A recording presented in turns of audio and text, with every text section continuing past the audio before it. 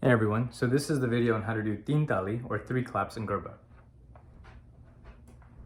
When it's all said and done, it should look something like this. To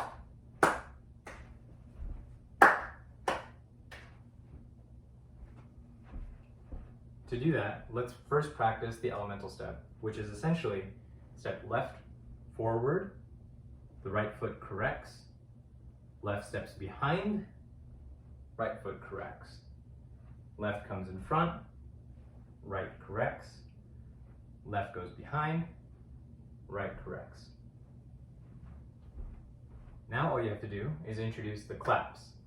Whenever the left foot is forward, you do nothing. So left foot goes forward, do nothing.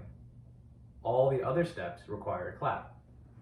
Right, left foot comes back, right foot corrects, left do nothing, right, left comes back, right goes sideways, and that's it.